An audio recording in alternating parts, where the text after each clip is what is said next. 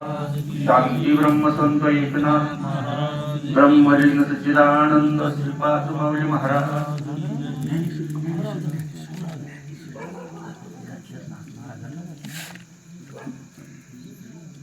सद्गुरु सच्चिदानंद श्रीपाद माऊली महाराज, सद्गुरु नाना महाराज, सद्गुरु बापू महाराज, अवधूत चिंतन से गुरुदेव दत्त सब संतन गोपाल कृष्ण भगवान की जय।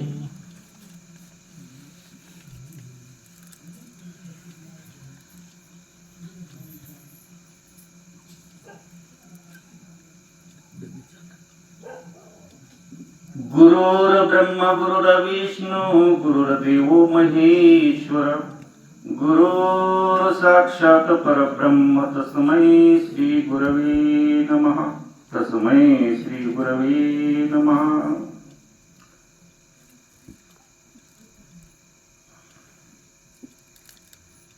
गाथा आहे का? हो मी म्हटलं त्याने शिकली काय पाहिजे का? नाही राहिलं काय नाही काय आजच्याला गाथाच पाहिजे आज है ना?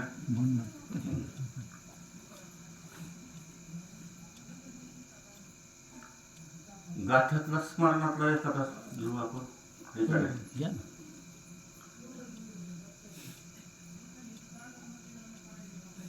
न सरे लुटिता मागे बहुता जनी, न सरे लुटिता माझी बहुता जनी, जुनाट ही खान उघडली।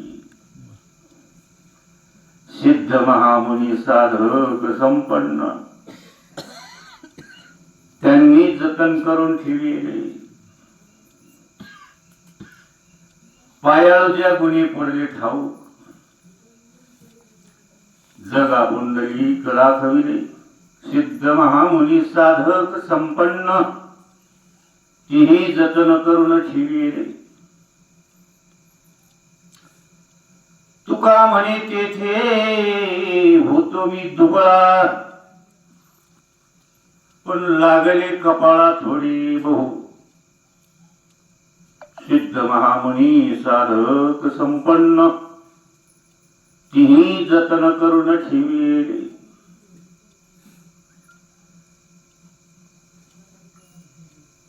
सार्थ तुकाराम गाथा 3011 क्रमांकाचा अभंग महाराज गाथ्यामध्ये अभंगाचा भावार्थ जो आहे ना तो भावार्थ असा आहे, इथून पाठीमाग पण खाल्लं त्यांनी, इथून पुढचे पण खात राहतील आणि जगाचे उलथापाला तरी होईल तरीही पण ते सरणार नाही। न सरे लुटिता मागे बहुत जणी, असं हे जुनाट गोडावून आहे। जुनाट खान हे खान, जुनाट हे खान उघडली। आणि त्या जुनाट खाणीचा अजून कोणाला शोध नाही लागला, ज्यांना ज्यांना शोध लागला भाग्यवानीत माझा। आणि त्यांनी हा ठेवा जतन करून ठेवलेला आहे तुकोबाराय सांगतात। सिद्ध महामुनी साधक संपन्न हे जतन करून ठेविले। जे काय सिद्ध महामुनी म्हणजे ऋषी, जे सत्पुरुष महापुरुष यांनी हा ठेवा जो आहे तो जतन करून ठेवला। जतन करून ठेवला म्हणून आपल्यापर्यंत आला। तिही जतन करून ठेविले। तिसऱ्या चरणामध्ये तुकोबाराय सांगतात, उग पायाळूची माझी गाठ पडली। जगामध्ये सध्याला जे आहे ना डोकळू लोकांचा भरणा जास्त आहे असं निदर्शनात आलं असेल तुकोबारायांच्या। म्हणजे पायाळूची भेट झाली, पायाळूच्या गुणी पडली ठाऊक, जगा कुंडली के दाखवली। दुबळाच होतो, दुबळ म्हणजे दारिद्र्य, दुबळ याचा अर्थ दारिद्र्य। पण कपाळ जे आहे ना थोडस कपाळाला लागलं, थोडं का होईना चौथ्या अवस्थेमध्ये तुका म्हणे तेथे होतो मी दुबळा, पण लागले कपाळा थोडी बहु.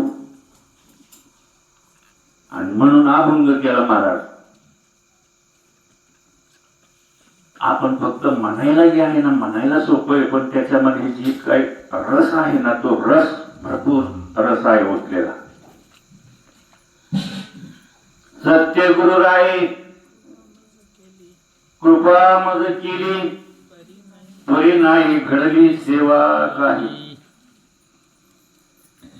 सत्य गुरु राय, सत्य शब्द वापरला, पण विचार कोण करताय? जीवनात सत्य गुरुची भेट व्हायला पाहिजे. म्हणजे जगामध्ये सत्य काय आहे? जगात सत्य आहे ब्रह्मसत्य. सगळ्यांना सगळे म्हणतात जगत मिथ्या आणि ब्रह्मसत्य आहे. मग असं सत्य वस्तूची ओळख करून देणारा जो आहे तो जीवनात भेटला.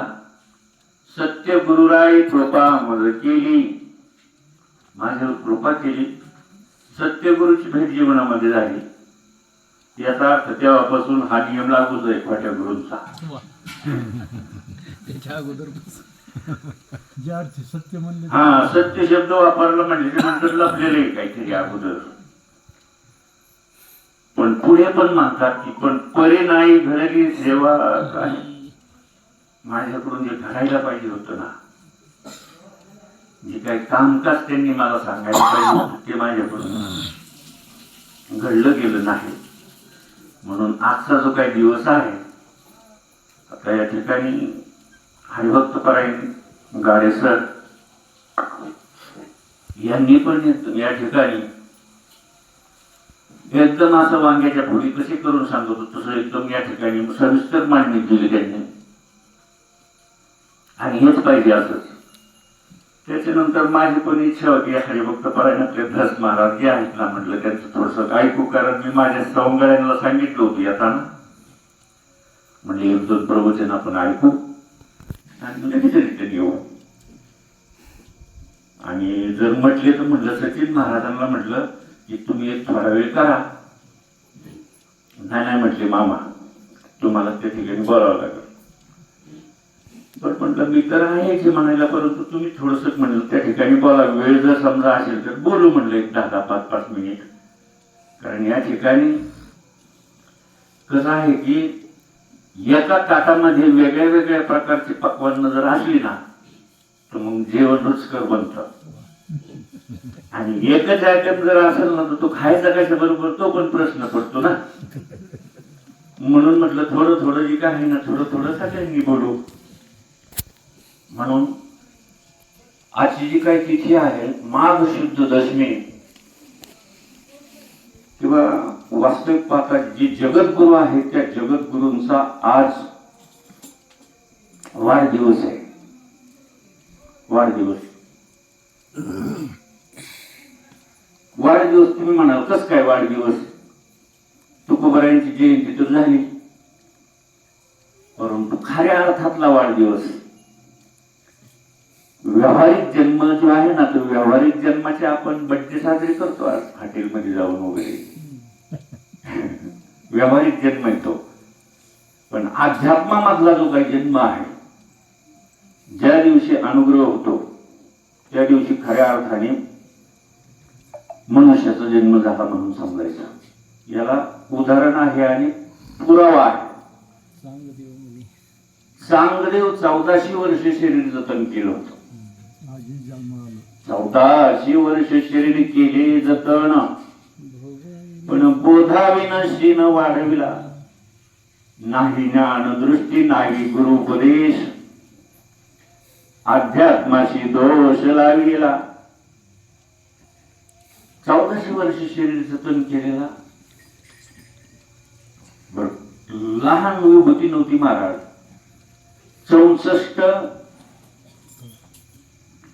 64 काय 14 विद्या, 64 कला आणि 9000 मंत्र. आणि प्लस पॉइंट होता मेलेला मुर्दा उठवायचा. एक कोटी सूर्याचा प्रकाश. असं चांगदेवाचं वैशिष्ट्य आहे. आणि अशा चांगदेवाला सुद्धा म्हणजे म्हणतात, आपल्या बाबांच्याच मुखातून ऐकलं होतं, त्याला न्यायला काळ जर आला ना तर तो लपून बसत होता. शरीरातून बाहेर निघायची पण विद्या त्याला अवगत होती. शरीराच्या बाहेर निघायचं, कुठंतरी शरीर टाकून द्यायचं पांढरामध्ये, आणि तो ब्रह्मांडामध्ये जी आहे ना तो लपून बसायचा. काया निघून गेला की परत यायचा आणि परत काया प्रवेश करायचा. ही विद्या त्याच्याकडे अवगत होती. पण तरीही जन्म अध्यात्मामध्ये नव्हता महाराज. ज्या दिवशी, जास्त सांगत नाही मी कथानक, ज्या दिवशी अनुग्रह झाला, मुखातून शब्द आले, चांगदेव म्हणे आज जन्मालो, गुरुपुत्र झालो मुक्ताईत. आज खऱ्या अर्थाने माझा जन्म झाला. तसं आज जगद्गुरु तुकाराम महाराजांचा जन्मदिन अध्यात्मामध्ये तेच सांगतात की आज या शब्दाला लय महत्व दिलेलं आहे. आज त्यांनी बऱ्याच ठिकाणी आज जे आहे ना, आज शब्द वापरला. ज्या दिवशी अनुग्रह झाला, माघ शुद्ध दशमी पाहुणी गुरुवार केला अंगीकार तुका म्हणे. या तिथीला कसं महत्व आहे की आजच शब्द वापरला त्यांनी. आज आज पिटले माझी कोरी, बहुत जन्माची साकोरी, कोणात रे पुढे परब्रह्म ही सावळी. कशाने? आलिंगने संताच्या दिव्य झाली माझी काया. माझी कायाच दिव्य झाली. आज ज्या दिवशी अनुग्रह झाला त्या दिवशी, किंवा दुसऱ्या ठिकाणी एक आज शब्द वापरलाय त्यांनी, जन्मा आलो त्याचे आज फळ झाली साचे, तुम्ही सांभाळले संती, भय नरसली खंती, कृत्य कृत्य झालो इच्छा केली ते पावलो, तुका म्हणे काळ आता करून शके बळ. आज शब्द म्हणून आजच्या तिथीला जी आहे ना, प्रत्येक जणांनी जी माझं पण मनामध्ये असं आहे की आपल्याला सुद्धा जे आहे ना, जसं जगद्गुरु तुकोबरायांचा आज माघ शुद्ध दशमी आपण साजरी करतो, तसं प्रत्येक साधकाने आपल्याला अनुग्रह झालेली जी काही तारीख आहे ना ती आपण येऊन ठेवलेली आहे का? तो खरा आपला वाढदिवस आहे. कोणाच्या कोणाचे बरं लक्षात अनुग्रह झालेली तारीख? अनुग्रह आपल्याला झाला बाबा, ती तारीख जी आहे, आणि तो खऱ्या अर्थाने वाढदिवस आहे.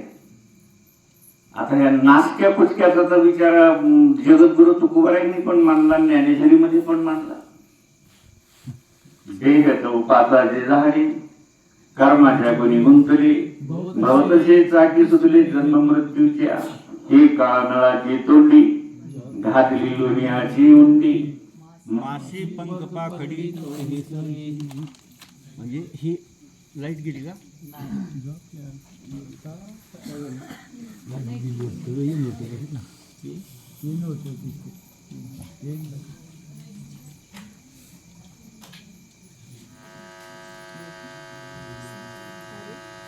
ज्ञानेश्वरीने पण माऊली ज्ञानोबरायांनी मांडलं, जगद्गुरु तुकोबरायांनी पण मांडणी करतात.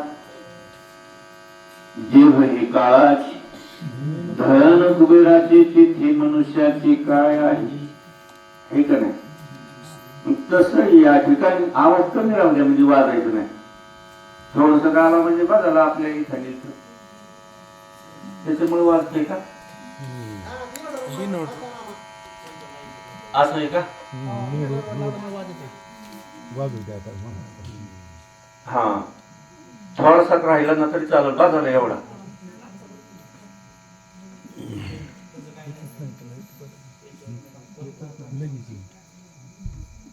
झालं झालं झालं बा झाला.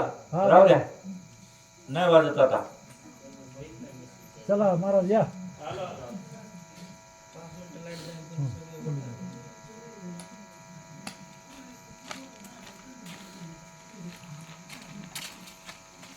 तसं जे आहे ना तसे हे असतं. ही जी काही वस्तुस्थिती आहे का या अगोदर पासून आहे. चांगल्या रस्त्याला स्पीड ब्रेकर जास्त असतात आणि ज्या रस्त्याने खड्डे वगैरे आहेत ना त्याला ब्रेकर बिलकुल नसतो. अगोदरच ब्रेकर असतात त्याला.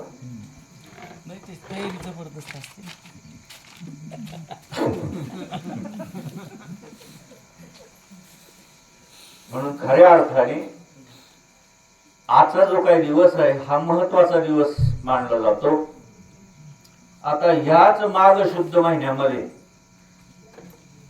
मला वाटतं जगद्गुरु तुकोबारायांचा अनुग्रह दिन आणि धर्मनाथाचा पण अनुग्रह दिन आहे. याच चालू महिन्यामध्ये धर्मनाथ बीज, धर्मनाथाला अनुग्रह झालेला दिवस.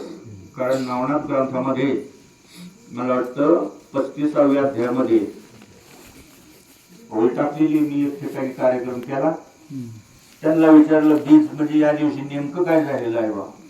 ती म्हणजे काय सांगता येणार नाही, पण नुसतं धर्मनाथ बीज म्हणतात. बरं म्हटलं नवनाथ वगैरे वाचताय का? हो नवनाथ पण करतो. म्हणजे नवनाथाचं पारायण असतंय.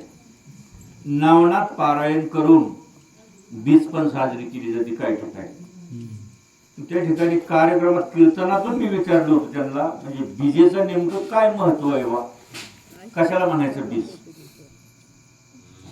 जगद्गुरु तुकोबारायांची पण बीज आहे, पण बीजेच्या दिवशी जगद्गुरु तुकोबारायांनी काय केलेलं आहे? वैकुंठ गमन.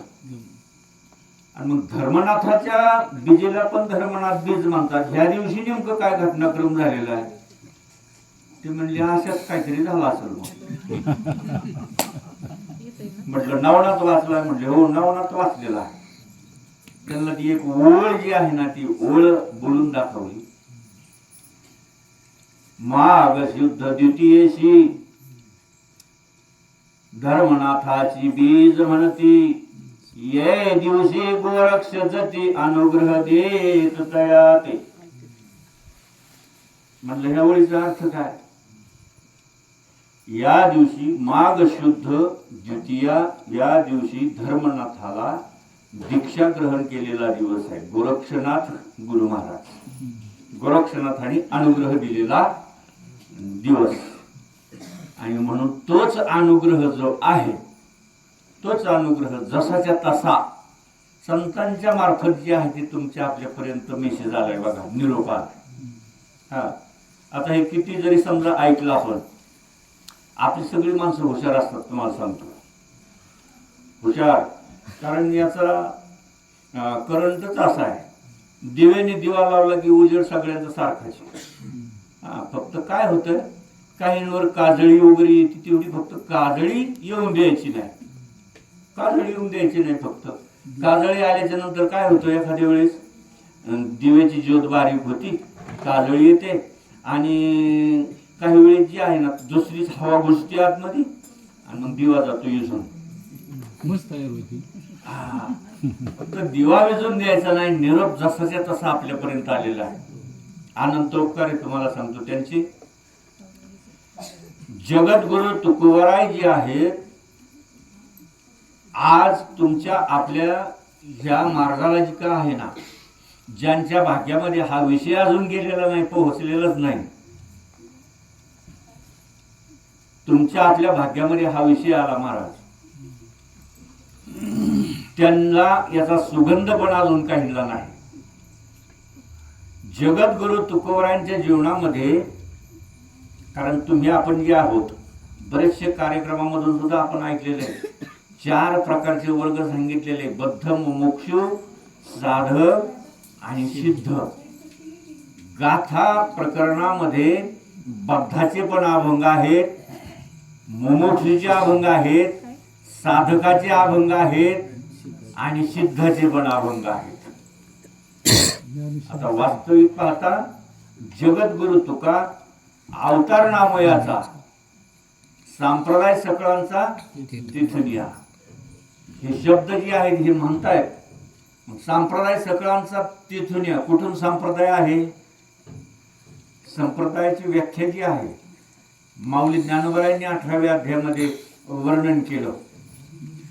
कृष्ण भगवंताने अर्जुनाला गीता सांगत असताना काय, हे जर समजा गीता तत्व आहे, हे जे ज्ञान आहे, हे जर व्यवस्थित अर्जुना समजून जर घ्यायचं जर असेल तर योग्य अशा संप्रदायाची निवड कर. जरी रिगशी अनुष्ठाना संप्रदायेन, योग्य अशा संप्रदायाची निवड कर.